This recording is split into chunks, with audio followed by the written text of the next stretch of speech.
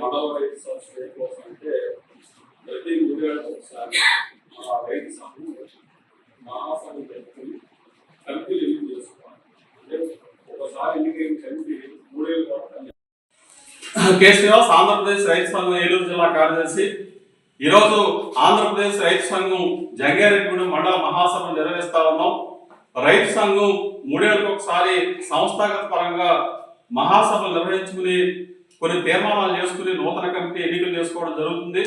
అందులో భాగంగానే ఈరోజు జంగారెడ్డిగూడెం రైతు మహాసభని నిర్వహిస్తా ఉన్నాం. ఈ మహాసభలో అనేక రైతాంగ సమస్యల్ని చర్చించాము. రైతులు తమ అభిప్రాయాలు కూడా చెప్పారు. ప్రధానంగా ఈరోజు అన్ని పంటలకి గిట్టుబాటు ధర కల్పించే విధంగా కేంద్ర రాష్ట్ర ప్రభుత్వాలు చర్యలు తీసుకోవాలని చెప్పేసి సందర్భంగా మేము కోరుతా ఉన్నాం. స్వామినాథన్ కమిషన్ సిఫార్సులు అమలు చేయాలని చెప్పేసి కోరుతా ఉన్నాం. రైతులు ఎంతో కష్టపడి పంటలు పండిస్తా ఉంటే కనీసం పెట్టిన పెట్టుబడి ఖర్చులు కూడా రైతుకు వచ్చే పరిస్థితి కనబడట్లేదు. మరి ఈరోజు వ్యవసాయ సంక్షోభంలో ఉండి ఇవాళ రైతులు కొట్టుమిట్టాడుతూ ఉన్నారు. ఇవాళ ఈ రకంగా వ్యవసాయం రైతులు నష్టాలు తప్ప వ్యవసాయం మీద ఆధారపడిన వ్యాపారవేత్తలు కానీ దళారులు కానీ వీళ్ళు మాత్రం బాగుపడుతున్నారు, రైతులు మాత్రమే నష్టపోతా ఉన్నారు. మరి ఇట్లాంటి పరిస్థితుల్లో రైతు పెట్టిన పెట్టుబడికి అదనంగా 50% కలిపి మద్దతు ధరలు నిర్ణయించాలని చెప్పి ఏదైతే స్వామినాథన్ గారు చెప్పారో ఆ కమిషన్ సిఫార్సు ప్రకారం అన్ని పంటలకి మద్దతు ధరలు ప్రకటించాలి. మద్దతు ధరల గ్యారెంటీ చట్టాన్ని తీసుకురావాలని చెప్పేసి కోరుతా ఉన్నాం. ఇవాళ రైతులకు సంబంధించి పంటల మద్దతు ధరలు గొప్పగా ప్రకటిస్తా ఉన్నారు. మరి ఆ ధరలకు సంబంధించి చట్టం లేకపోతే చట్టబద్ధత లేకపోతే రైతులకు రక్షణ ఎక్కడ ఉంటుందని చెప్పేసి మేము అడుగుతా ఉన్నాం. కాబట్టి అన్ని పంటలకి మద్దతు ధరలు ప్రకటించడం, ఇవాళ చట్టబద్ధత కల్పించే విధంగా కేంద్ర ప్రభుత్వం చర్యలు తీసుకోవాలి. దీంతో పాటు ఈరోజు ఈ ప్రాంతంలో రైతాంగం అనేక సమస్యలు ఎదుర్కొంటా ఉన్నారు. రైతులు ఇవాళ గ్రీన్ ఫీల్డ్ హైవేలో భూములు కోల్పోయారు, అతి తక్కువ పరిహారం ఇచ్చారు, రైతులు నష్టపోయారు.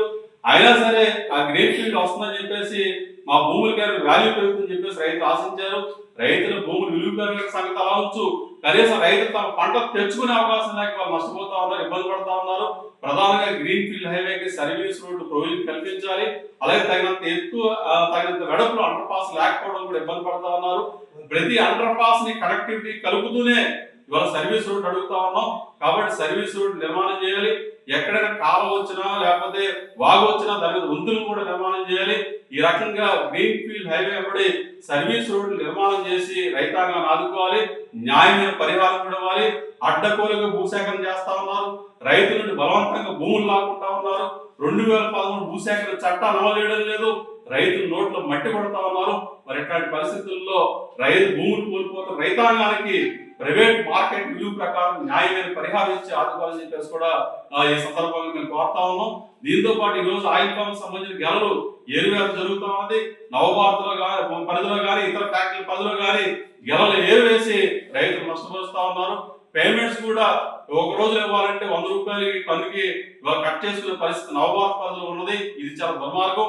అట్లా కాకుండా వారం రోజుల లోపుగా గెలలు తోలిన వారం రోజుల లోపుగా అన్ని ఫ్యాక్టరీ పరిధిలో ఆయిల్ పంప్ రైతులకి పేమెంట్స్ చెల్లించే విధంగా చర్యలు తీసుకోవాలని చెప్పేసి కోరుతా ఉన్నాం. దీంతో పాటు కోకో రైతులు ఇవాళ ఈ సంవత్సరం తీవ్రంగా నష్టపోయారు. అంతర్జాతీయ మార్కెట్ ధర రావడం లేదు. ఇట్లాంటి పరిస్థితుల్లో కోకో రైతులకు సంబంధించి ఒక ధర ఫార్ములా అంటే అంతర్జాతీయ మార్కెట్ ధరని అనుసంధానిస్తూ ఒక ఫార్ములా రూపొందించి కోకో గింజలు కొనుగోలు చేయాలి. కంపెనీల యొక్క మోసాలని అరికట్టాలని చెప్పేసి కోరుతా ఉన్నాం. దీంతో పాటు విత్తన మొక్కజొన్న రైతులను ఆదుకోవాలి, అలాగే పాడి రైతులను ఆదుకోవాలి, ఇతర అన్ని పంటల రైతులను ఆదుకునే విధంగా కేంద్ర రాష్ట్ర ప్రభుత్వాలు చర్యలు తీసుకోవాలని చెప్పేసి ఇవాళ జరిగిన జంగారెడ్డిగూడెం రైతు మండల సదస్సు సందర్భంగా మేము ప్రభుత్వాన్ని విజ్ఞప్తి చేస్తా ఉన్నాం, కోరుతాం. రైతు సంఘం జంగారెడ్డిగూడెం మండల కార్యదర్శిని. గత 3 సంవత్సరాల క్రితం 18 జరిగిన మహాసభలో నన్ను రైతు సంఘం మండల కార్యదర్శిగా ఎన్నుకోవడం జరిగింది. ఈరోజు వరకు కొనసాగుతున్నాను. అలాగే ఇప్పుడు ఈరోజు రైతు సంఘం మండల మహాసభ నిర్వహించుకోవడం జరిగింది. ఈ మహాసభలో రైతాంగం ఎదుర్కొంటున్న అనేక సమస్యలు ఈ మహాసభ చర్చించింది. అలాగే ఈ మహాసభ ఏదైతే గ్రామాల్లో అనేక కార్యక్రమాలు చేస్తూ గ్రామ కమిటీలు వేయాలని, అలాగే మండలం ఉన్న మండల కమిటీ నిరంతరం కృషి చేయాలని చెప్పి రైతు సమస్యలపై పిలుపునివ్వడం జరిగింది.